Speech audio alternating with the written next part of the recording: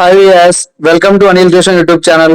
So ముందుగా ఎవరైతే ఒక గ్రూప్ 2 ప్రిలిమ్స్ కంప్లీట్ చేశారో వాళ్ళందరికీ కూడా మన ఛానల్ తరపున కంగ్రాచులేషన్స్. అదే విధంగా మీరు యొక్క గ్రూప్ 2 ప్రిపరేషన్ లో భాగంగా మీరు ఒక మిట్ అనేది ఆల్రెడీ సాధించేశారు. ఇంకా మీకు మిగిలిన కేవలం ఏంటంటే ఈ యొక్క గ్రూప్ 2 మెయిన్స్ కి ప్రిపేర్ అయ్యి మీరు కనుక మెయిన్స్ లో క్వాలిఫై అయితే ఖచ్చితంగా జాబ్ అనేది మీ సొంతం అవుతుంది. సో ఎవరైతే ఒక గ్రూప్ 2 ప్రిలిమ్స్ కంప్లీట్ చేసినటువంటి వాళ్ళు ఉన్నారో వాళ్ళందరూ కూడా ఇక మిగిలి ఉన్నటువంటి మీ యొక్క సమయం ఏదైతే ఉందో ఈ యొక్క 100 రోజులు కేవలం మనకి మిగిలి ఉంది. ఈ యొక్క 100 డేస్ ని ఎవరైతే యూస్ఫుల్ గా ఉపయోగించుకుంటారో వాళ్ళందరికీ కూడా ఖచ్చితంగా ఒక గ్రూప్ 2 లో ఎగ్జిక్యూటివ్ పోస్ట్ కానీ లేదా నాన్ ఎగ్జిక్యూటివ్ పోస్ట్ ఖచ్చితంగా మీ సొంతం అవుతుంది. సో మీ అందరికీ కూడా ఈ విధంగా ఈ యొక్క గ్రూప్ 2 మెయిన్స్ లో భాగంగా ఎవరికైతే ఈ యొక్క ఆ మెయిన్స్ ప్రిపరేషన్ ప్రిపేర్ అవుతున్నారో వాళ్ళందరికీ కూడా ఉపయోగపడే విధంగా మనం మన ఛానల్లో పేపర్ 1 కి సంబంధించి ఆల్రెడీ ఏపీ హిస్టరీకి సంబంధించినటువంటి వీడియోస్ అనేవి సిలబస్ లో ఏ విధంగా అయితే మెన్షన్ చేశారో ప్రతి పాయింట్ ను కూడా నేను 2-3 పుస్తకాలను సేకరించి ప్రతి ఒక్క పాయింట్ ని కూడా మీకు అర్థమయ్యే విధంగా నా యొక్క సొంత నోట్స్ రూపంలో మీకు అందజేయడం జరుగుతుంది. అదే విధంగా మనం ఇండియన్ ఎకానమీ కూడా సిరీస్ అనేది స్టార్ట్ చేసుకోవడం జరిగింది. సో దానిలో భాగంగా ఆల్రెడీ ఫస్ట్ మనకి సిలబస్ లో ఏదైతే మెన్షన్ చేశారో అది మాత్రమే మీరు విద్యార్థులందరూ కూడా చదవాల్సి ఉంటుంది. ఫర్ ఎగ్జాంపుల్ మీరు ఇండియన్ ఎకానమీకి సంబంధించి చిరంజీవి సార్ బుక్ తీసుకున్నట్లయితే కనుక దాంట్లో మన సిలబస్ కి ఆ బుక్ లో ఉన్నదానికి మాక్సిమం 40% వేరియేషన్ అనేది ఉంది. అంటే ఆ పుస్తకంలో ఉన్నట్టు మొత్తం కూడా మనం చదవవసరం లేదు. ఏదైతే సిలబస్ లో మెన్షన్ చేసినటువంటి టాపిక్స్ ఉన్నాయో అవి మాత్రం మీరు చదివితే సరిపోతుంది. సో ఆ విధంగా మనం ప్రతి ఒక్క సబ్జెక్ట్ కూడా చదవాల్సి ఉంటుంది. సో ఇంకా మనం లేట్ చేయకుండా డీటెయిల్స్ లోకి వెళ్తే సో ఆల్రెడీ మనం ఇండియన్ ఎకానమీ సిరీస్ లో భాగంగా మనం లాస్ట్ వీడియోలో జాతీయాదాయం అంటే ఏంటి, సో దాని గురించినటువంటి గ్రాస్ డొమెస్టిక్ ప్రొడక్ట్ అంటే ఏంటి, దానికి సంబంధించిన డీటెయిల్స్ అన్ని కూడా మనం ప్రీవియస్ వీడియోలో ఎక్స్ప్లెయిన్ చేయడం జరిగింది. ఇంకా ఎవరైనా సరే కనుక మీలో ఆ వీడియో చూడకపోతే ఖచ్చితంగా ఆ వీడియో చూడండి.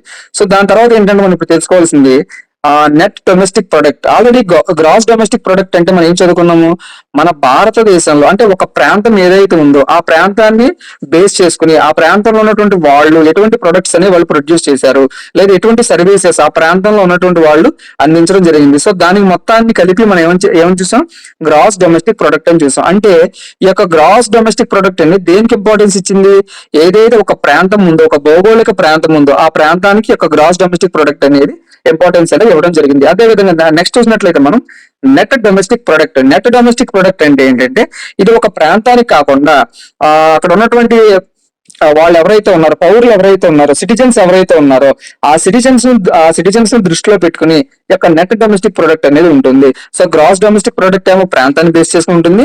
నెట్ డొమెస్టిక్ ప్రొడక్ట్ ఏదైతే ఉందో ఇది ఏంటంటే అక్కడ ఉన్నటువంటి పౌరులు ఎవరైతే ఉన్నారో ఆ పౌరులకు సంబంధించినటువంటి వాళ్ళు ఎక్కడున్నా సరే వాళ్ళు అంటే ఫర్ ఎగ్జాంపుల్ మన ఇండియాలో ఉన్నటువంటి వాళ్ళు మన ఇండియాలో ప్రొడ్యూస్ చేసినా సరే లేదా మన ఇండియాకి సంబంధించిన వాళ్ళు వేరే దేశంలో చైనాలో కానీ అమెరికాలో కానీ ఎక్కడున్నా సరే వాళ్ళు ఏదైతే అక్కడ ప్రొడ్యూస్ చేసినటువంటి గూడ్స్ కానీ ప్రొడక్ట్స్ కానీ సర్వీసెస్ కానీ ఉంటాయో దానికి సంబంధించిన ఇన్కమ్ మొత్తం కూడా యాడ్ చేస్తే మనం ఏమంటామంటే నెట్ డొమెస్టిక్ ప్రొడక్ట్ అంటాము. సో ఆ విధంగా గ్రాస్ డొమెస్టిక్ ప్రొడక్ట్ అదే విధంగా నెక్స్ట్ వచ్చినట్లయితే మనం నెట్ డొమెస్టిక్ ప్రొడక్ట్ అనుకుంటాం.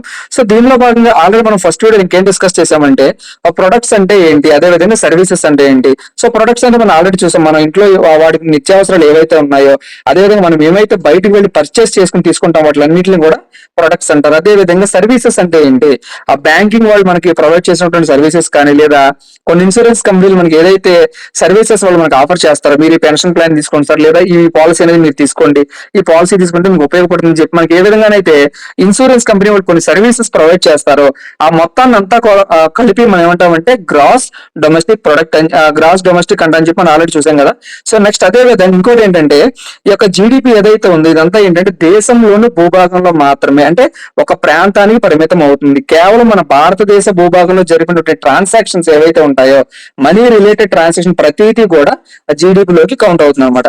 ఇంకేమని చూసామంటే మనం ఆ ముడి సరుకుని జీడిపిలోకి మనం తీసుకోమంటే ఇంటర్మీడియట్ గుడ్స్ మధ్యంతర వస్తువులు ఏవైతే ఉన్నాయో అవి ఖచ్చితంగా జీడిపిని క్యాలిక్యులేట్ చేసేటప్పుడు మనం ఫైనల్ గా జీడిపిలోకి తీసుకొని చెప్పి ఆల్రెడీ దాని గురించి కూడా మనం డిస్కస్ చేసుకోవడం జరిగింది. సో దీనికి సంబంధించి మనం OLX లో కనుక మీరు ఒక సెకండ్ హ్యాండ్ ల్యాప్టాప్ కనుక మీరు అమ్మకానికి పెట్టినట్లయితే అది జీడిపిలోకి ఏ విధంగా రాదని చెప్పి మనం ఆల్రెడీ దాన్ని కూడా డిస్కస్ చేసుకోవడం జరిగింది. ఇంకోటి ఏంటంటే ఫ్యాక్టర్ కాస్ట్ అంటే ఏంటో కూడా చూసాం. సో ఫ్యాక్టర్ కాస్ట్ అంటే ఏంటి, ఫ్యాక్టర్స్ అంటే ఏంటి, మనకి కారణాలు అంటే ఫ్యాక్టర్స్ అనేవి ఏ విధంగా ఎఫెక్ట్ అవుతున్నాయి అంటే ఫర్ ఎగ్జాంపుల్ మీరు ఒక కార్ కంపెనీ అనేది మీరు ఒక కార్ కంపెనీ మీరు ఎస్టాబ్లిష్ చేయాలనుకున్నారు. సో ఎస్టాబ్లిష్ చేయాలనుకున్నారు, ఫస్ట్ మీకు కావాల్సింది ఏంటి? లోన్ కావాలంటే మీకు అమౌంట్ అనేది కావాల్సి వస్తుంది, క్యాపిటల్ అమౌంట్ అనేది మీకు కావాలి. సో దానికి ఏం చేస్తారు? మీరు దగ్గర ఉన్నటువంటి బ్యాంక్ అని లేదా మీ ఫ్రెండ్స్ దగ్గర ఏం చేస్తారు? మీరు లోన్ అనేది తీసుకుని బిజినెస్ అనేది స్టార్ట్ చేయడం జరుగుతుంది. సో ఆ లోన్ కి మీరు ఏంటి ఇంట్రెస్ట్ అనేది పే చేయాల్సి ఉంటుంది. సో నెక్స్ట్ ఏంటంటే దాన్ని మెయింటైన్ చేయడానికి మీకు ఒక లేబర్ అనేవాళ్ళు ఖచ్చితంగా కావాలంటే మనుషులు మీకు ఆ మ్యానుఫాక్చరింగ్ ప్రోడక్ట్ ఏదైతే ఉందో దాన్ని మీరు కంటిన్యూ చేయాలంటే మీకు ఖచ్చితంగా పని వాళ్ళు మనుషులను ఖచ్చితంగా కావాలి. సో వాళ్ళకి ఏంటంటే మీరు శాలరీ అనేది ప్రొవైడ్ చేయవలసి ఉంటుంది. సో దాంతో పాటు ఏంటి ల్యాండ్ అనేది మీకు ఖచ్చితంగా కావాలి. అంటే ఏదో ఒక ప్రదేశంలో మీరు ఆ ప్లాంట్ ని అక్కడ ఎస్టాబ్లిష్ చేసి సో దాంట్లో ఏంటంటే మీరు మీ యొక్క ప్రొడక్ట్స్ ఏవైతే ఉన్నాయో దాన్ని మీరు మ్యానుఫాక్చర్ చేయాలి కాబట్టి ల్యాండ్ ఉండాలి. ఆ ల్యాండ్ కి ఏంటి మీరు రెంట్ అనేది పే చేయాల్సి ఉంటుంది. అదే విధంగా సో ఫైనల్ ఇవన్నీ చేసిన తర్వాత ఏంటి మీరు అవన్నీ ఎందుకు చేస్తారు? ఫ్రీగా చేయాలి కదా, ఏదో ప్రాఫిట్ రావాలి కాబట్టి మీరు ఖచ్చితంగా ఎవరైతే ఒక ఎంటర్ప్రెన్యూర్ ఉన్నారో బిజినెస్ మెన్స్ ఎవరైతే ఉన్నారో వాళ్ళందరూ ఏంటంటే కొద్దిగా ప్రాఫిట్ అనేది తీసుకుంటారు. కాబట్టి ఈ మొత్తం 4 కూడా ఫ్యాక్టర్స్ అనేవి మీకు ఏ విధంగా బేస్ అవుతాయో అక్కడ ఆ ప్రొడక్ట్ అక్కడ కాస్ట్ అనేది ఎంత అవుతుందో సో దాన్ని ఏమంటారంటే ఫ్యాక్టర్ కాస్ట్ అంటారు. అంటే ప్రొడక్ట్స్ ని తయారు చేసేటప్పుడు అక్కడ మనకు కలిపిన లేదా కలపగా వచ్చినటువంటి అమౌంట్ ఏదైతే ఉందో, అంటే ఫర్ ఎగ్జాంపుల్ ఇక కారు కొంటానికి మీరు డైరెక్ట్ షోరూమ్ కు కాకుండా అక్కడ ఉన్నటువంటి ఫ్యాక్టరీ దగ్గరికి వెళ్ళి కనుక మీరు కారు కొంటే ఏమవుతుంది? కేవలం మీకు ఈ యొక్క చార్జెస్ ఏవైతే ఉన్నాయో ఈ చార్జెస్ ని ఇంక్లూడ్ చేసుకుని వాళ్ళు మీకు కార్ అనేది అమ్మడం జరుగుతుంది. సో ఈ విధంగా ఫ్యాక్టర్ కాస్ట్ ని కూడా మనం డిస్కస్ చేసుకున్నాం. ఇంకోటి ఏంటంటే market price. So market price అంటే ఏంటంటే సో అదే ప్రోడక్ట్ ఏదైతే ఒక కార్ అనేది మ్యానుఫ్యాక్చర్ అయ్యిందో ఆ కార్ అనేది ఇప్పుడు ఏంటంటే ఒక షోరూమ్ కి వచ్చేసింది. మీరు ఫర్ ఎగ్జాంపుల్ హోండా షోరూమ్ కో లేదా వేరే షోరూమ్ కి వెళ్ళి అక్కడ మీరు ఒక కార్ అనేది కొందాం అనుకున్నారు. అంటే అక్కడ షోరూమ్ కి వెళ్ళినప్పుడు ఏం జరుగుతుంది? మీకు ఫ్యాక్టర్ కాస్ట్ అనేది ఆల్రెడీ దాంట్లో ఇంక్లూడ్ అయిపోయింది. సో దాంతో పాటు ఏంటి గవర్నమెంట్ కొన్ని ట్యాక్సెస్ అనేది ఈ ప్రొడక్ట్ అనేది మార్కెట్ లో వచ్చింది కాబట్టి ఖచ్చితంగా గవర్నమెంట్ కూడా ఎంతో కొంత పే చేయాలి. కాబట్టి దాని మీద కొన్ని ట్యాక్సెస్ అనేది గవర్నమెంట్ వారు కన్సిడర్ చేయడం జరుగుతుంది. ఆ ట్యాక్సెస్ ని కూడా ఈ యొక్క మార్కెట్ ప్రైస్ లో కలిసిపోయి ఉంటాయి. సో ఇంకోటి ఏంటంటే సబ్సిడీస్. ఫర్ ఎగ్జాంపుల్ ఒక ల్యాప్టాప్ కంపెనీస్ అనేది చెప్పి స్టూడెంట్స్ కి కొంతమందికి గవర్నమెంట్ ఒక 50 నుంచి 100 ల్యాప్టాప్స్ అనేది ఫ్రీగా ఇస్తుంది అనుకుందాం. సో అప్పుడు ఏం చేస్తుందంటే గవర్నమెంట్ ఎవరైతే దాన్ని మ్యానుఫ్యాక్చర్ చేశారో వాళ్ళకి సబ్సిడీ అనేది కొంత ఇస్తుంది అనమాట. అంటే అది ఒక గవర్నమెంట్ ప్రాజెక్ట్ కాబట్టి ఆ గవర్నమెంట్ ప్రాజెక్ట్ అనేది వాళ్ళు హెల్ప్ చేస్తున్నారు కాబట్టి గవర్నమెంట్ ఏం చేస్తుందంటే సబ్సిడీస్ అనేది ఆ యొక్క కంపెనీ ఏదైతే ఉందో ఆ కంపెనీకి సబ్సిడీస్ అనేది ప్రొవైడ్ చేయడం జరుగుతుంది. కాబట్టి మన మార్కెట్ ప్రైస్ దగ్గర దాని యొక్క వాల్యూ కనుక మనం కన్సిడర్ చేసేటప్పుడు ఫ్యాక్టర్ కాస్ట్ దగ్గర వాల్యూ ఎంత ఉందో అదే విధంగా ఇండైరెక్ట్ ట్యాక్సెస్ ని మనం కన్సిడర్ కలపాలి. అదే విధంగా సబ్సిడీస్ ఏవైతే ఉన్నాయో ఈ సబ్సిడీస్ ని తీసివేయాల్సి ఉంటుంది. అదే కనుక ఫ్యాక్టర్ కాస్ట్ దగ్గర చూసినట్లయితే ట్యాక్సెస్ అనేవి మనకు అప్పుడు ఏమీ ఉండదు. ఎందుకని జస్ట్ అక్కడ ఫ్యాక్టర్ కాస్ట్ దగ్గర ఏంటంటే ఆ ప్రొడక్ట్ అనేది ప్రొడ్యూస్ అయింది అంతవరకే, ఇంకా అది మార్కెట్ లో రాలేదు కాబట్టి అక్కడ ట్యాక్సెస్ అనేవి ఏమీ ఉండవు. అదే విధంగా అక్కడ సబ్సిడీస్ అనేవి మనం కలపాలి.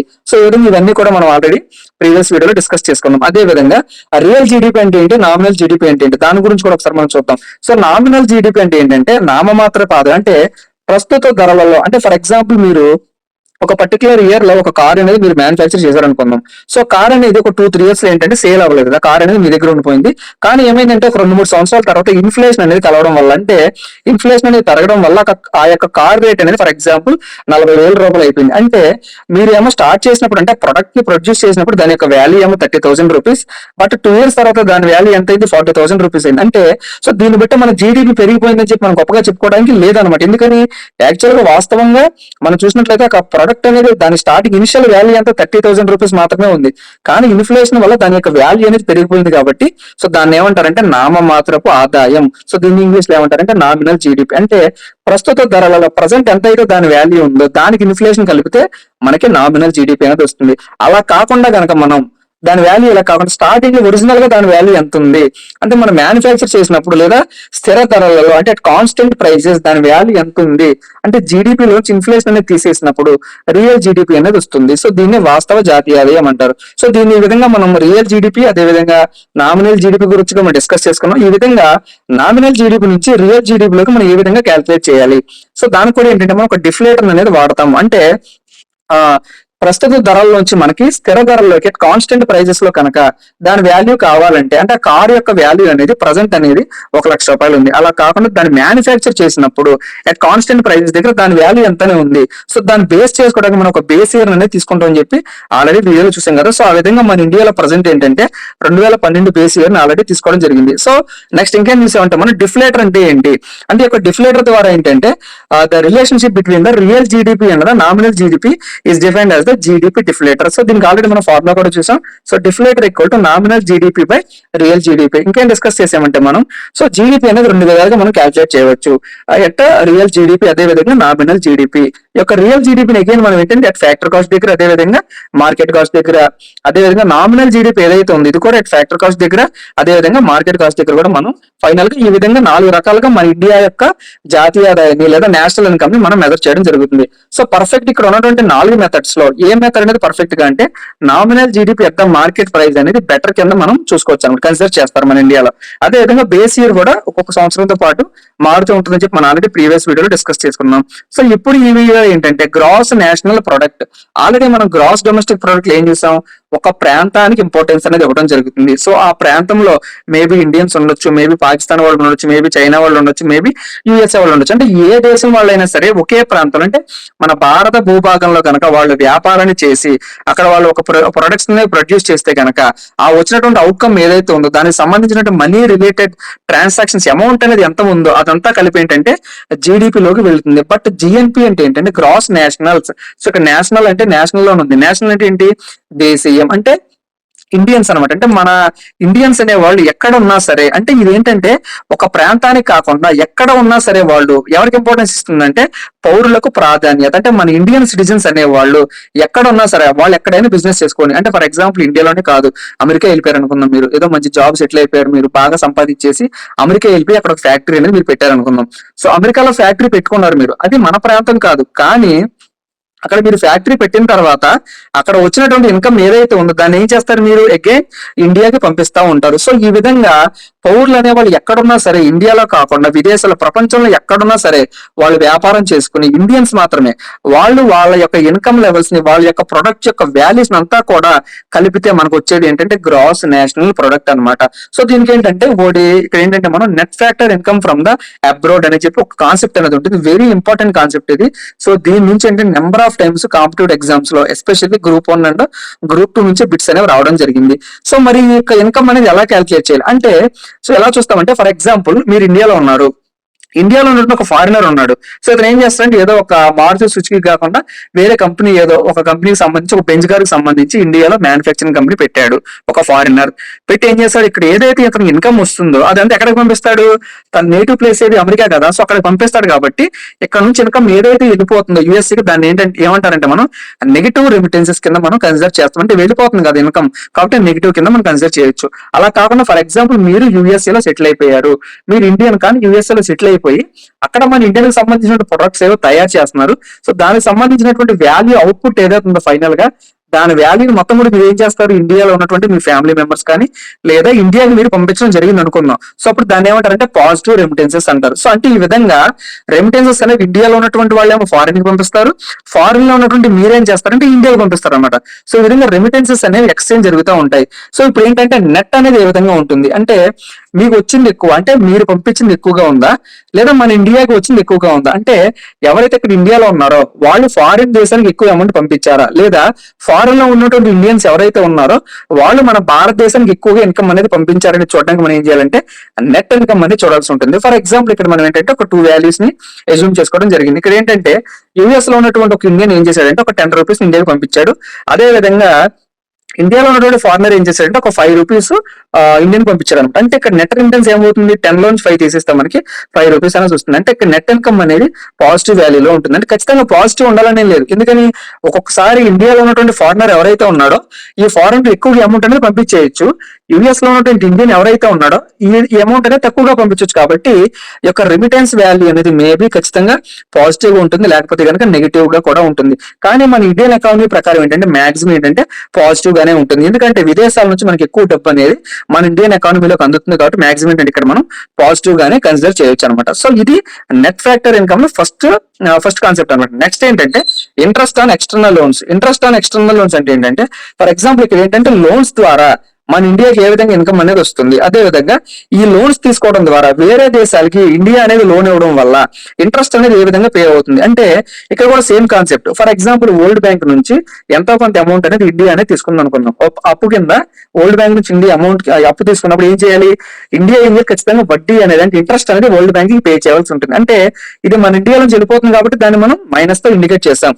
అదే విధంగా ఇండియా ఏం చేసిందంటే శ్రీలంకకి ఎంతో కొంత లోన్ ఇచ్చింది. సో లోన్ ఇచ్చిన తర్వాత ఈ లోన్ ఇచ్చి మనకి అగైన్ ఇంట్రెస్ట్ వస్తుంది కదా, అంటే ఇది పాజిటివ్ రెమిటెన్స్ కింద మనం చెప్పుకోవచ్చు అనమాట. అంటే ఇక్కడ కూడా ఏంటంటే మనకి అగైన్ పాజిటివ్ రెమిటెన్స్ వచ్చొచ్చు, అదే విధంగా నెగిటివ్ రెమిటెన్సెస్ రెండు కూడా ఉండొచ్చు. సో దీన్ని కూడా మనం క్యాల్కులేట్ చేయొచ్చు అనమాట. అంటే మనకు వచ్చే వాల్యూ 5,000, మనకు పోయేది ఎంత పోతుంది, 15,000 పోతుంది. అంటే టోటల్ గా ఏంటంటే నెగిటివ్ వాల్యూ అనేది ఉంటుంది. సో ఇది కూడా ఏంటంటే మేబీ ఖచ్చితంగా పాజిటివ్ వాల్యూ ఉండొచ్చు, నెగిటివ్ వాల్యూ కూడా ఉండొచ్చు. సో మాక్సిమం ఏంటంటే మన ఇండియన్ ఎకానమీ ప్రకారం నెగిటివ్ వాల్యూ ఉంటుంది. అంటే ఏంటంటే మనం ఎక్కువగా ఏంటంటే ప్రపంచ దేశాల నుంచి ఎక్కువగా మనం అప్పు తీసుకుంటాం కాబట్టి దీని రెమిటెన్స్ వాల్యూ ఏంటంటే maximum most of the cases లో నెగిటివ్ ఉంటుంది.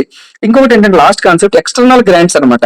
సో ఎక్స్టర్నల్ గ్రాంట్స్ అంటే ఏంటంటే మీరు ఎటువంటి ఇంట్రెస్ట్ అనేది గవర్నమెంట్ వాళ్ళు చార్జ్ చేయడం జరుగుతుంది. ఇది ఏంటంటే కేవలం డెవలప్మెంట్ పర్పస్ కానీ లేదా మానవతా దృక్పథంతో కానీ ఏంటంటే కొంతమంది ఇప్పుడు ఫర్ ఎగ్జాంపుల్ మనం చూసినట్లయితే మనం ఈ యొక్క పాలస్తీన్ ఇష్యూ కానీ లేదా ఈ యొక్క రష్యన్ ఉక్రెయిన్ ఇష్యూస్ చూసినట్లయితే కనుక ఎంతో కొంత అమౌంట్ అనేది మన గవర్నమెంట్ ఏం చేస్తే అక్కడ ఉన్నటువంటి గవర్నమెంట్ ఏదైతే ఉందో వాళ్ళకి ఫ్రీగా అంటే మానవతా దృక్పథం ఎటువంటి ఇంట్రెస్ట్ కూడా చార్జ్ చేయకుండా కేవలం మానవతా దృక్పథం వాళ్ళకి ఏంటంటే అమౌంట్ అనేది ఇవ్వడం జరుగుతుంది. అంటే గ్రాంట్స్ అనమాట, వాళ్ళకి ఉపయోగపడడానికి ఈ విధంగా గ్రాంట్స్ అనేది గవర్నమెంట్ అనేది ఇవ్వడం జరుగుతుంది. అదే విధంగా మన దేశం కొన్ని దేశాల నుంచి కూడా ఫర్ ఎగ్జాంపుల్ అమెరికా నుంచి మన దేశం ఒక గ్రాంట్స్ అనేది తీసుకుంది అనుకున్నాం, అంటే ఇది పాజిటివ్ రెమిటెన్స్ లోకి వస్తుంది. అలా కాకుండా మన ఇండియా అనేది కొన్ని దేశాలకి గ్రాంట్స్ అనేది ఇచ్చింది అనుకుంది, అంటే మన ఇండియా నుంచి వెళ్ళిపోతుంది కాబట్టి దాన్ని ఏ విధంగా ఇండికేట్ చేయాలి, నెగిటివ్ వాల్యూతో ఇండికేట్ చేయవలసి ఉంటుంది. సో ఈ విధంగా ఈ రిమిటెన్సెస్ వాల్యూ కూడా మేబీ పాజిటివ్ ఉండొచ్చు, అదే విధంగా నెగిటివ్ ఉండొచ్చు. బట్ డెఫినెట్ గా మన ఇండియన్ ఎకానమీ ప్రకారం ఏంటంటే నెగిటివ్ గా ఉంటుంది. అంటే ఏంటంటే మన దేశం వాళ్ళు మిగిలిన దేశం వాళ్ళకి ఎక్కువగా గ్రాంట్స్ అనేవి ఇవ్వడం జరుగుతుందని చెప్పి మనం అర్థం చేసుకోవచ్చు. అంటే ఇక్కడ నెట్ ఇన్కమ్ ఫ్యాక్టర్ అనేది 3 పారామీటర్స్ మీద డిపెండ్ అయి ఉంటుంది. ఫస్ట్ ఏం చేసాం మనం ప్రైవేట్ రెమిటెన్సెస్ మీద, అదే విధంగా నెక్స్ట్ చూసినట్లయితే ఇంట్రెస్ట్ ఆన్ ఎక్స్టర్నల్ లోన్స్ మీద, అదే విధంగా ఎక్స్టర్నల్ గ్రాంట్స్ మీద. అంటే ప్రతి ఈ యొక్క 3 కేసెస్ లో మనం చూసినట్లయితే మాక్సిమం కేసెస్ లో నెగిటివ్ గా వచ్చింది అనమాట. అంటే net income factor from the abroad అనేది వాల్యూ ఇప్పుడు ఏమవుతుందంటే ఆల్వేస్ నెగిటివ్ వాల్యూ వస్తుంది. కాబట్టి ఇప్పుడు మనం యొక్క జిఎన్పికి ఏ విధంగా ఫార్ములా డిరైవ్ చేయొచ్చు అంటే జిఎన్పి ఈక్వల్ టు జీడిపి లో నుంచి యొక్క నెట్ ఇన్కమ్ ఫ్యాక్టర్ ఏదైతే ఉందో దీన్ని మనం సబ్ట్రాక్ట్ చేస్తే కనుక మనకి యొక్క జిఎన్పి వాల్యూ అనేది వస్తుంది అనమాట. అంటే దీన్ని సింపుల్ గా తెలుగు ఎలా చెప్పుకోవచ్చు అంటే దేశీయంగా జరిగినటువంటి ఉత్పత్తి కనుక మనకు కావాలంటే కనుక జాతీయంగా జరిగినటువంటి ఉత్పత్తి ఏదైతే ఉందో సో దాంట్లో నుంచి నెట్ ఫ్యాక్టర్ ఇన్కమ్ అనేది మనం తీసివేయాల్సి ఉంటుంది. సో దీన్ని సింపుల్ గా ఇంకో విధంగా ఎలా చెప్పుకోవచ్చు అంటే రిసీవ్డ్, అదే విధంగా పేమెంట్స్. అంటే మనం ఎంత రిసీవ్ చేసుకున్నాము అంటే మన ఇండియాకి ఎంత ఇన్కమ్ అనేది వచ్చింది, సో దాంట్లో నుంచి మనం ఎంత మన ఇండియా నుంచి బయటికి పంపించేసాము. సో ఈ విధంగా మనం తెలుసుకోవచ్చు అనమాట. సో దీని నుంచి ఏంటంటే కాన్సెప్ట్ మనకి దేశీయ ఉత్పత్తి ఎక్కువగా ఉంటుందా లేకపోతే జాతీయ ఉత్పత్తి ఎక్కువగా ఉంటుందా, అంటే జీడిపి వాల్యూ అనేది ఎక్కువగా ఉంటుందా, జిఎన్పి వాల్యూ ఎక్కువగా ఉంటుందా.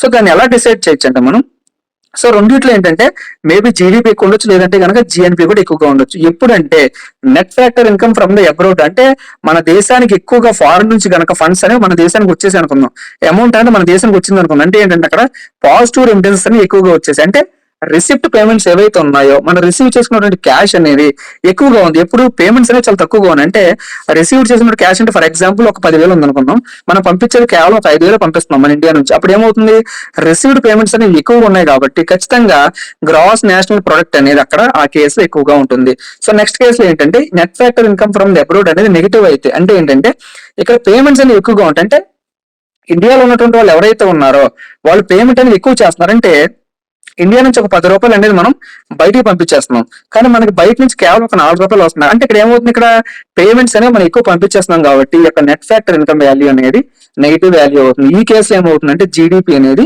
ఎక్కువగా ఉంటుందని చెప్పి మనం అర్థం చేసుకోవచ్చు అన్నమాట. సో దీన్ని సింపుల్ గా ఇక్కడ చూడండి, GNP equal to GDP plus net factor income from the abroad. అంటే నెట్ ఫ్యాక్టర్ అనేది పాజిటివ్ గా ఉన్నప్పుడు జిఎన్పి వాల్యూ అనేది ఎక్కువగా ఉంటుంది. అలా కాకుండా నెట్ ఫ్యాక్టర్ వాల్యూ అనేది చాలా తక్కువగా ఉన్నప్పుడు, అంటే పేమెంట్స్ అనేవి చాలా ఎక్కువగా ఉన్నప్పుడు జిఎన్పి వాల్యూ అనేది తక్కువగా ఉంటుంది. సో దీన్ని ఇంకా సింపుల్ గా అర్థం కావడానికి నేను మీకు కొన్ని నెంబర్స్ ద్వారా చెప్తా చూడండి. ఇక్కడ జీడిపి వాల్యూ అంటే ఫర్ ఎగ్జాంపుల్ మన గ్రాస్ జీడిపి అంటే ఒక పర్టికులర్ ఇయర్ లో మన ఇండియా యొక్క జీడిపి వాల్యూ 7 రూపీస్ అనుకున్నాం. సో 7 రూపీస్ తో పాటు ఏంటి ఇక్కడ మీకు రిసీవ్డ్ అనేది, అంటే బయట ఫారెన్ నుంచి కానీ మీకు ఏంటంటే ఒక 2 రూపీస్ అనేవి రిసీవ్ చేసుకున్నాం మనం. సో తర్వాత ఏంటంటే ఒక 3 రూపాయలు అనేవి ఇండియాలో ఉన్నటువంటి ఫారినర్స్ ఎవరైతే ఉన్నారో వాళ్ళకి ఏంటంటే బయటకి పేమెంట్ అనేది చేసేసారు. అంటే ఇక్కడ చూసినట్లయితే మనం టోటల్ ఇక్కడ వాల్యూ 7+2 వాల్యూ ఎంత, ఇక్కడికి మనకి 9 రూపీస్ అనేవి వచ్చాయి. ఈ 9 నుంచి మనం ఏం చేసాం 3 రూపీస్ అగైన్ బయటికి పంపించేసాం కాబట్టి టోటల్ ఎంత అవుతుంది 6 రూపీస్ అవుతుంది. ఈ 6 రూపీస్ అనేది గ్రాస్ నేషనల్ ప్రొడక్ట్. సో ఇక్కడ ఈ కేసులో ఏమైంది జీడిపి వాల్యూ అనేది ఎక్కువగా ఉంది. అంటే 70 రూపీస్ అనేది ఎక్కువ కదా 6 కంటే. సో అందువల్ల ఏంటంటే ఈ కేసులో జీడిపి వాల్యూ అనేది ఎక్కువగా ఉంది. ఏ కేసులో ఇది రిసీవ్డ్ వాల్యూ అనేది తక్కువగా ఉన్నప్పుడు, పేమెంట్స్ అనేవి ఎక్కువగా ఉన్నప్పుడు. నెక్స్ట్ ఇంకో కేసు చూసినట్లయితే ఇదే జీడిపి వాల్యూలో అగైన్ సేమ్ 7 రూపీస్ ఉంది. బట్ బయట నుంచి వచ్చినటువంటి రిసిప్ట్ మనకి ఏవైతే ఉన్నాయో అవి 3 రూపీస్ అనుకుందాం. అంటే 10 రూపాయలు మన ఇండియాకి వచ్చాయి. సో దాంట్లో నుంచి ఇండియాలో ఉన్నటువంటి ఫారినర్స్ ఎవరైతే ఉన్నారో వాళ్ళందరూ ఏంటంటే 2 రూపీస్ అనేది బయటకు పంపించడం జరిగింది. అంటే టోటల్ ఇక్కడ ఏంటంటే జిఎన్పి వాల్యూ అనేది 8 రూపీస్ అయింది అనమాట. సో ఇక్కడ ఈ కేసులో కనుక మనం అబ్జర్వ్ చేసినట్లయితే జీడిపి వాల్యూ అనేది కేవలం 7 రూపీస్ ఉంది, జిఎన్పి వాల్యూ అనేది 8 రూపీస్ ఉంది. అంటే ఈ కేసులో ఏమైంది, జిఎన్పి వాల్యూ అనేది ఇంక్రీజ్ అయింది. ఎప్పుడు రిసీవ్డ్ పేమెంట్స్ రిసీవ్డ్ అమౌంట్ అనేది ఎక్కువ ఉన్నప్పుడు మాత్రమే మనకి యొక్క జిఎన్పి వాల్యూ అనేది ఎక్కువగా ఉంటుంది. సో ఈ విధంగా మీరు ఈ యొక్క కాన్సెప్ట్ ని అర్థం చేసుకోవచ్చు. ఇంకోటి ఏంటంటే ఎన్డిపి ఆల్రెడీ చూసిన నెట్ డొమెస్టిక్ ప్రొడక్ట్, ఇంకోటి ఏంటంటే నెట్ నేషనల్ ప్రొడక్ట్, ఇంకోటి ఏంటంటే ఇక్కడ గ్రాస్ అదే విధంగా నెట్ కి సంబంధించినటువంటి బేసిక్ డిఫరెన్స్ ఏంటంటే ఫర్ ఎగ్జాంపుల్ జాబ్ చేసే వాళ్ళకి అర్థమవుతుంది. వాళ్ళకి ఏంటంటే వాళ్ళు శాలరీ అడిగినప్పుడు మనం ఏం చెప్తామంటే మీ యొక్క నెట్ శాలరీ ఎంత అని అడుగుతాం. ఎవరో కూడా మీ యొక్క గ్రాస్ శాలరీ ఎంత అని అడగరు. ఎందుకని గ్రాస్ శాలరీ అంటే దాంట్లో అతని కటింగ్స్ ఉంటాయి, అదే విధంగా అతనికి కొన్ని ఇన్సూరెన్సెస్ కట్ అవుతుంటాయి, కొన్ని లోన్స్ అనేవి కట్ అవుతుంటాయి. కాబట్టి గ్రాస్ కాకుండా నీ చేతికి ఎంత వస్తుంది, నీ చేతికి వచ్చినటువంటి జీతం ఎంత అని అడుగుతాం కదా. ఇన్ ద సేమ్ ఇక్కడ కూడా ఏంటంటే గ్రాస్ అంటే ఏంటంటే టోటల్ అతని శాలరీ. సో నెట్ అంటే ఏంటంటే దాంట్లోంచి అతని ఖర్చులు, అదే విధంగా అతని లోన్స్ కడితే కనుక ఆ లోన్స్ అన్ని కటింగ్స్ పోయి అతని చేతికి ఎంత వస్తుందో దాన్నే నెట్ అంటారు. సో ఆ విధంగానే నెట్ డొమెస్టిక్ ప్రొడక్ట్ అంటే ఏంటంటే ఏదైతే గ్రాస్ డొమెస్టిక్ ప్రొడక్ట్ ఉందో దాంట్లోంచి కటింగ్స్ అంటే దాన్ని ఇక్కడ ఎకానమీలో ఏమంటారంటే డిప్రిసియేషన్ లేదా డిడక్షన్స్ అంటారు. అంటే తగ్గించినటువంటి ఏవైతే ఉన్నాయో వాటిని తీసివేస్తే మనకు వచ్చేది ఏంటంటే ఎన్డిపి అంటే నెట్ డొమెస్టిక్ ప్రొడక్ట్. అదే విధంగా సో జిఎన్పి ఏదైతే ఉందో ఈ యొక్క జిఎన్పిలో నుంచి కూడా అగైన్ మనకి డిప్రిసియేషన్ వాల్యూ ఏదైతే ఉందో దాన్ని తీసేస్తే మనకు వచ్చేది ఏంటంటే నెట్ నేషనల్ ప్రొడక్ట్స్. సో ఇంకోటి ఏంటంటే ఈ విధంగా డిప్రిసియేషన్ మరి ఏ విధంగా క్యాలిక్యులేట్ చేయాలంటే సో డిప్రిసియేషన్ సంబంధించి మీకు ఒక ఎగ్జాంపుల్ చెప్తా చూడండి. ఫర్ ఎగ్జాంపుల్ ఒక రైతు ఏం చేశాడంటే వడ్లు అతను ఏం చేశాడంటే ఒక 50 రూపాయలకు వడ్లు కొనుక్కున్నాడు. కొనుక్కున్న తర్వాత అతను ఏం చేశాడంటే దాన్ని మార్కెట్ లో అమ్మడానికి ఒక రైస్ మిల్ దగ్గర తీసుకెళ్లాడు. ఆ వడ్లని తీసుకెళ్లిన తర్వాత ఏం చేశాడంటే తీసుకెళ్ళినటువంటి వడ్లు మొత్తం నాడిచ్చి పాలిష్ చేపించి బాగా సన్నబియ్యం కింద తయారు చేసి మార్కెట్ లో ఒక 100 రూపాయలకు అమ్మాడు అనుకుందాం. అంటే ఇక్కడ అతను గ్రాస్ వాల్యూ ఎంత అంటే 50 రూపీస్ కొన్నాడు.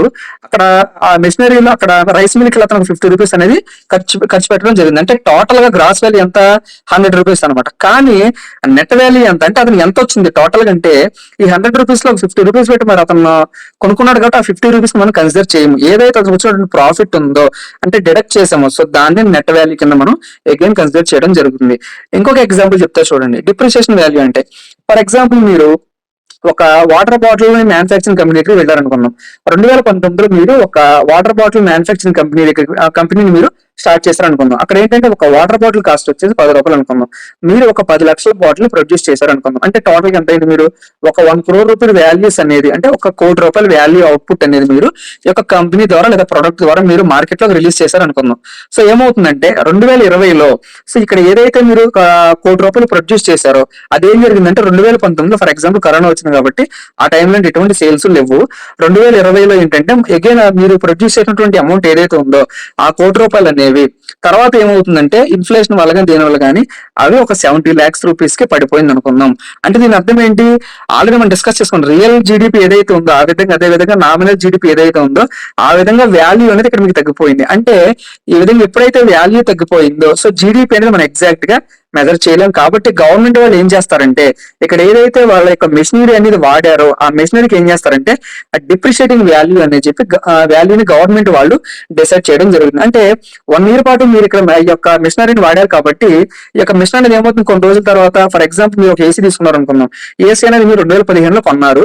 సేమ్ ఏ విధంగానైతే మీకు ఏసీ గాలి వస్తుందో 2020లో కూడా సేమ్ అదే విధంగా మీ యొక్క ఏసీ అనేది ఉంటుందా, ఉండదు కదా. అంటే ఏమవుతుంది, మీరు వాడే కొద్ది వీర్ అండ్ టీర్ జరుగుతుంది. అంటే తరుగుదల జరగడం వల్ల ఆ ఏసీలో వచ్చిన అవుట్పుట్ అనేది తగ్గిపోతుంది. కాబట్టి సో దాన్ని ఎంకరేజ్ చేయడానికి గవర్నమెంట్ వాళ్ళు ఏం చేస్తారంటే ఒక డిప్రిషియేటింగ్ వాల్యూ అనేది గవర్నమెంట్ వాళ్ళు డిసైడ్ చేయడం జరుగుతుంది. ఆ విధంగా డిసైడ్ చేసిన తర్వాత వాళ్ళకి ఎంతో కొంత అమౌంట్ అనేది యొక్క కంపెనీస్ ఎవరైతే ఉన్నారో వాళ్ళకి అందించడం జరుగుతుంది. ఫర్ ఎగ్జాంపుల్ ఈ కేసులో మనం చూసినట్లయితే ఇక్కడ గవర్నమెంట్ వాళ్ళు 30% డిప్రిషియేషన్ ఇచ్చారనుకుందాం. అంటే ఏంటి, ఇక్కడ మీరు ప్రొడ్యూస్ చేసిందేమో 1 కోటి రూపాయల వాల్యూ గల బాటిల్స్ మీరు ప్రొడ్యూస్ చేశారు. గవర్నమెంట్ ఏంటంటే మీకు 30% డిప్రిషియేషన్ ఇచ్చింది. అంటే 70 లక్షల రూపాయలు మాత్రమే మీరు 30% సబ్సిడీ ఇచ్చింది అనుకుందాం. ఫర్ ఎగ్జాంపుల్ సబ్సిడీ ఇచ్చింది కాబట్టి కేవలం 70 లక్షల రూపాయలు మాత్రం మీరు ప్రొడ్యూస్ చేయగలిగారు. అంటే మీకు అక్కడ వచ్చినటువంటి లాభం ఎంత? 25 లక్షల రూపాయలు సుమారుగా మీకు లాభం వచ్చింది అనుకున్నాం. కానీ ఇక్కడ మీకు ఏదైతే వాళ్ళు డిప్రిషియేటింగ్ అమౌంట్ ఇచ్చారో మీకు తరుగుదల ఉంది కాబట్టి గవర్నమెంట్ మీకు 30% డిస్కౌంట్ ఇచ్చింది కాబట్టి ఇక్కడ 30 లక్షల రూపాయలు అనేవి మీరు డిప్రిసియేషన్ అమౌంట్ లో చూపించడం జరుగుతుంది. అంటే మీకు ఇక్కడ వచ్చినటువంటి ప్రాఫిట్ 25 లక్షలు ఏదైతే ఉందో దీని మీద మీరు ట్యాక్స్ అనేది కట్టకుండా గవర్నమెంట్ వాళ్ళు మీకు డిప్రిసియేషన్ ఇచ్చారు కాబట్టి ఈ 30 లక్షల రూపాయలు మీరు దేంట్లో చూపిస్తారంటే ఈ యొక్క డిప్రిసియేషన్ లో మీరు చూపించడం జరుగుతుంది. సో ఈ విధంగా చూపించడం వల్ల ఏంటంటే మీరు ఎటువంటి ట్యాక్స్ అనేది గవర్నమెంట్ కి కట్టవసరం లేదు.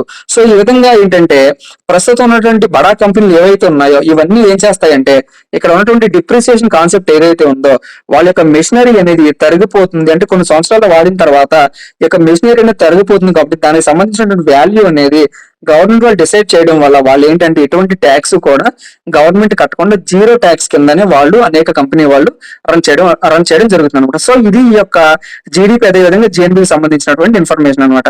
మరి ఈ యొక్క 4 కాన్సెప్ట్ లో ఏ కాన్సెప్ట్ అనేది మన నేషనల్ ఇన్కమ్ మెజర్ చేయడానికి కరెక్ట్ గా మెజర్ చేయొచ్చు అంటే జీడీపీనా, జిఎన్పీనా, ఎన్డీపీనా, ఎన్ఎన్పీనా.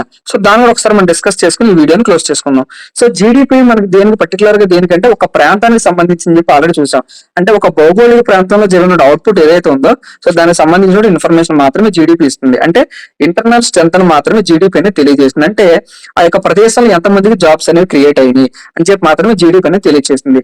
మరి జిఎన్పీ ఏం తెలియజేస్తుంది అంటే సిటిజన్స్ ఎవరైతే ఉన్నారో అంటే పౌరులకు మాత్రం ఇది ఇంపార్టెన్స్ ఇస్తుంది కాబట్టి వాళ్ళు ఎక్కడైనా ఉండొచ్చు. అంటే ప్రపంచంలో ఉన్నటువంటి భారతీయులు ఎవరైనా సరే ఎక్కడైనా సరే వాళ్ళు ఏదైనా ప్రొడ్యూస్ చేసినప్పుడు దానికి సంబంధించినటువంటి వాల్యూస్ ని మొత్తాన్ని కూడా మనకి యొక్క జిఎన్పి రిప్రజెంట్ చేస్తుంది కాబట్టి సో దీన్ని ఏమంటారంటే ఇంటర్నల్ అదే విధంగా ఎకానమీ యొక్క ఎక్స్టర్నల్ స్ట్రెంత్ కూడా మనకి యొక్క జిఎన్పి గ్రాస్ నేషనల్ ప్రొడక్ట్ అనేది డిసైడ్ చేయడం జరుగుతుంది. మరి ఎన్డీపీ ఏం డిసైడ్ చేస్తుంది? నెట్ డొమెస్టిక్ ప్రొడక్ట్ అంటే ఏంటంటే ఎకానమీ అనేది ఏ విధంగా పెరుగుతుంది. ఎందుకంటే మనం డిప్రిసియేషన్ తీసేసాం కదా. సో నెట్ అంటే ఏంటనుకున్నాం మనం ఆల్రెడీ గ్రాస్ లో నుంచి డిప్రిసియేషన్ ఏదైతే ఉందో డిడక్షన్స్ ఏవైతే ఉన్నాయో అవన్నీ తీసేసాం కాబట్టి దానివల్ల ఏంటంటే అసలు నిజంగా మన ఎకానమీ అనేది డిప్రిసియేషన్ తీసేయడం వల్ల గవర్నమెంట్ వాళ్ళు ఈ డిప్రిసియేషన్ తీసేసినట్లయితే ఎకానమీ అనేది మన ఇండియన్ ఎకానమీ పెరుగుతుందా తగ్గుతుందా, ఎఫిషియన్సీ అనేది ఏ విధంగా ఉందని చెప్పి ఈ యొక్క ఎన్డీపీ ద్వారా చెప్పడం జరుగుతుంది. అదే విధంగా ఫైనల్ గా NNP net national product. So main మన ఇండియాలో వాడేటువంటి ఇన్కమ్ ని మెజర్ చేయడానికి వాడేటువంటి మెథడ్ ఏంటంటే నెట్ నేషనల్ ప్రొడక్ట్. సో దీని ద్వారా ఏంటంటే మన యొక్క జాతీయ ఆదాయాన్ని ఖచ్చితంగా మనం డిసైడ్ చేయవచ్చు ఎట్ ఫ్యాక్టర్ కాస్ట్ దగ్గర. సో ఈ విధంగా జాతీయ ఆదాయాన్ని మనం net national product at factory cost దగ్గర మనం ఈ నేషనల్ ఇన్కమ్ మెజర్ చేయొచ్చు అనమాట. సో ఈ విధంగా పర్ క్యాపిటల్ ఇన్కమ్ ఇంకోటి ఏంటంటే ఈ విధంగా మెజర్ చేసినటువంటి నెట్ నేషనల్ ప్రొడక్ట్ ఏదైతే ఉందో divided by total population of the country కనుక డివైడ్ చేసినట్లయితే మనకి పర్ క్యాపిటల్ ఇన్కమ్ అనేది వస్తుంది అనమాట. సో ఇది ఈ విధంగా జీడీపీ అదే విధంగా జిఎన్పి అదే విధంగా ఎన్డీపీ అదే విధంగా ఎన్ఎన్పీకి సంబంధించినటువంటి పూర్తి సమాచారం అనమాట. సో ఈ వీడియో నచ్చినట్లయితే కనుక మీ ఫ్రెండ్స్ అందరికీ షేర్ చేయండి. ఫైనల్ గా మన ఛానల్ ని సబ్స్క్రైబ్ చేసుకోండి. Thank you.